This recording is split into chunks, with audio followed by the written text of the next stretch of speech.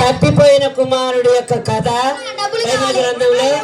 కాబట్టి ఆ కథ చూడండి. ఈనాటి యువతకి ఏది కావాలో, ఏది అవసరమో దేవుని యొక్క వాక్యము ద్వారా వీళ్ళు మనకి రియల్ గా చూపిస్తున్నారు. తప్పిపోయిన కుమారుడిది చూసి ఆనందించవలసిందిగా, ఆ చిన్న బిడ్డలను ఆశీర్వదించవలసిందిగా కోరుతున్నా.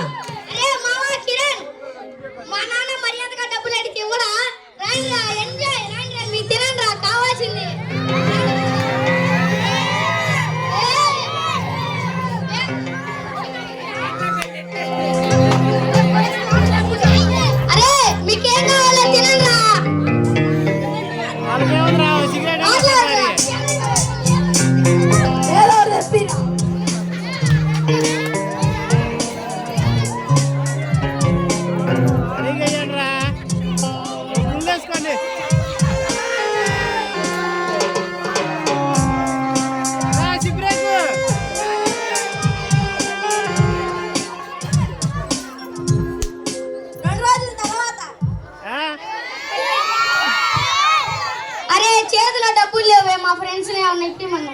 అరే మా నాకు ఏమైనా అన్నం పెట్టి ఆకలిగా ఉందిరా. అరే మా ఆకలి అవుతుంది అన్నం పెట్టిరా. అరే మా ఆకలి అవుతుంది అన్నం పెట్టిరా.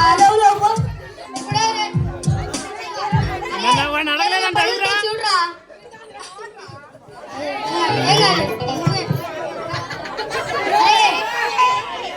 అరే మా ఏదైనా పని ఉంటే చూడరా.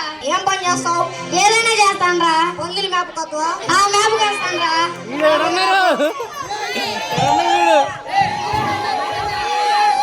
ఇక్కడ స్త్రీలు కూర్చోవాలి. కూర్చోండి, కనపడదు. మీరు కూర్చోవాలి, కూర్చోవాలి, కూర్చోవాలి. దయవించి మీరు కూర్చోవాలి. ఇక్కడ కూర్చోండి, అందరూ కూడా కూర్చోండి. ఎలకాలకు కూడా కనపడాలి.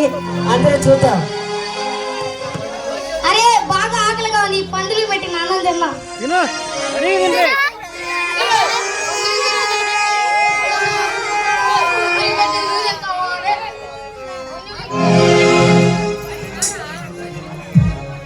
మా నాన్న దగ్గర చాలా మంది పని వాళ్ళు ఉన్నారు. వాళ్ళలో నేను కూడా ఒకటిగా చేరతాను. వస్తున్నాడు, నా కొడుకు వచ్చాడు, వస్తున్నాడు వచ్చాడని చెప్పు. నాన్న నన్ను క్షమించు నాన్న.